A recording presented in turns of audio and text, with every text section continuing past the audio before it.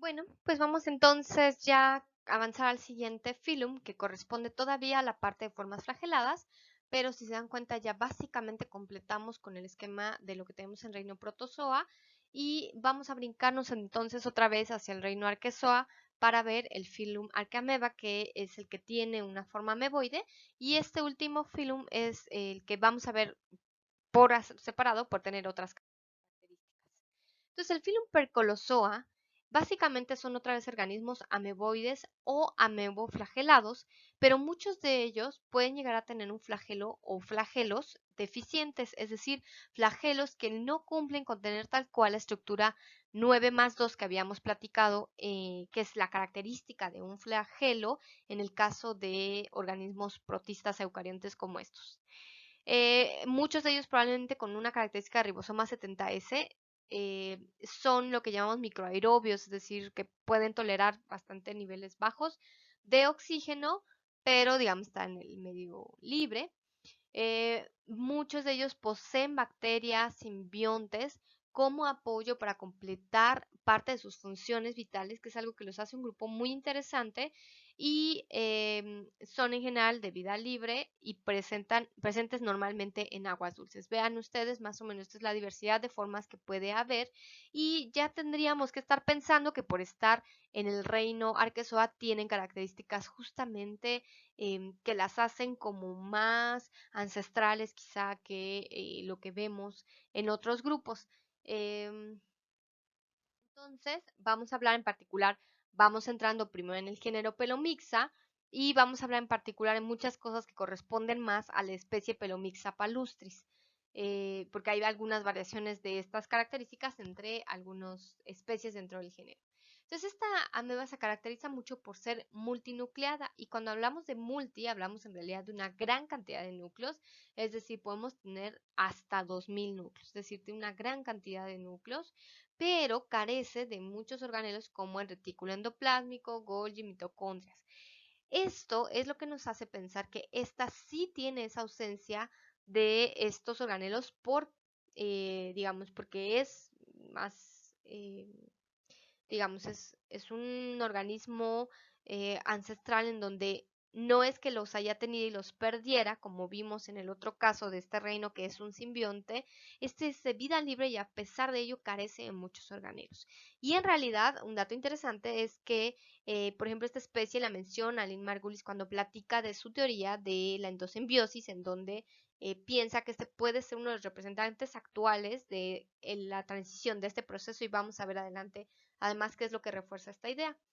Tiene en su citoplasma normalmente se observan pequeñas partículas de arena, porque es en general detritívoro, tiene algas, tiene detritos, y va a tener ahí unos cuerpos de glicógeno que vamos a estar observando. Su movimiento suele llamarse o referirse como de fuente, tiene un empuje muy particular del citoplasma para ir avanzando. No consideramos propiamente que se formen tal cual como lo hemos platicado en otros grupos ameboides, algún tipo de pseudópodos, sino como que justo tiene nada más como un empuje del citoplasma.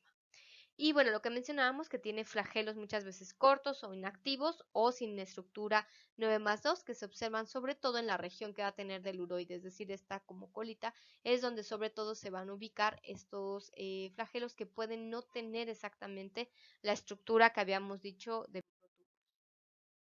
Y bueno, estas son algunas imágenes de cómo se observan, por ejemplo, aquí como diatomeas o organismos grandes y como en algunos casos, bueno, se ve apenas estos como flagelos o insinuación de flagelos, pero suroide es también una de las cosas que la caracteriza. Y ya desde aquí vayan viendo estas barras de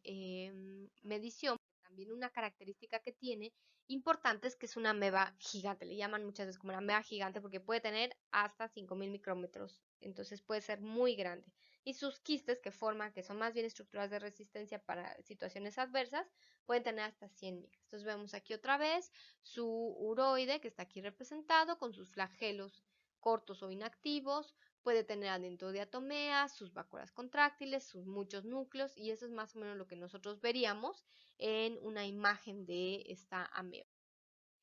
Y lo que se ha encontrado es que posee una serie de bacterias simbiontes, endosimbiontes, alrededor de los núcleos. Entonces podemos observar los núcleos y alrededor podemos observar tanto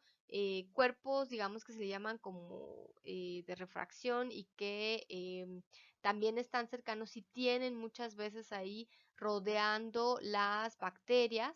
y los núcleos en donde alrededor se ve muy bien cómo se acomodan las bacterias, que son las que estarían haciendo las funciones justamente de todos estos organelos que mencionamos que no están y que pueden darle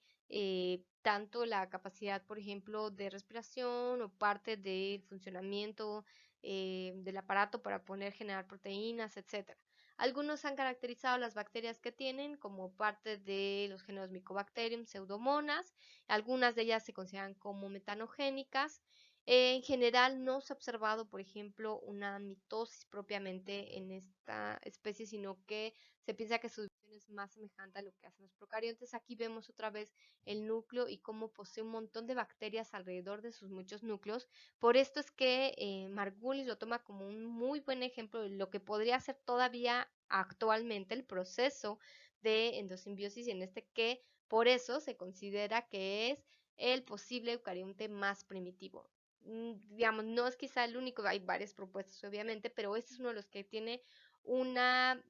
peso fuerte de que podría ser justamente el más primitivo dentro de los eucariotas. No sabemos muchísimo de su ecología, en realidad hay pocos estudios realmente, a pesar de que puede ser muy interesante en muchos sentidos, pues no es de importancia médica, no es un parásito, etcétera. Entonces, pues quizá no se le ha dado mucho, si se dan cuenta, las referencias que vamos a tener son en general artículos ya viejos, poco se ha producido recientemente, pero bueno, sabemos, o sea, se ha generalmente asociado su ciclo de vida con una cuestión estacional en donde nosotros, por ejemplo, podemos tener nuestra ameba multinucleada, como ahorita la describimos con su flagelo, sus uroides y todo, por ejemplo, hacia el verano. Puede irse tomando una forma esférica, que es como una forma quística, que en este caso es pues como para resistencia justo de alguna situación en donde, bueno, tenemos ahí sus endosimbiontes muy bien acomodados. Esto se puede dividir por fragmentación y generar, por ejemplo, una ameba binucleada que pueda llegar a ser una nueva ameba multinucleada y que esto puede ser como en diferentes momentos del año, pero normalmente se cree que tiene un ciclo de vida acoplado a las estaciones y que por tanto podría ser anual. Entonces, no vamos a platicar mucho más porque realmente, relativamente sabemos poco y lo que hay más bien se ha basado como en esta parte de ver esta ultraestructura, estas fotos con estos núcleos asociados con los simbiontes de bacterias que tiene, pero bueno, es una pequeña introducción para que ustedes no se queden sin conocer a esta ameba gigante que es súper interesante y que en cuestiones evolutivas podría ser súper interesante acabar de entender y ver cómo funciona y cómo se ha establecido esta relación para pensar más hacia dónde iría.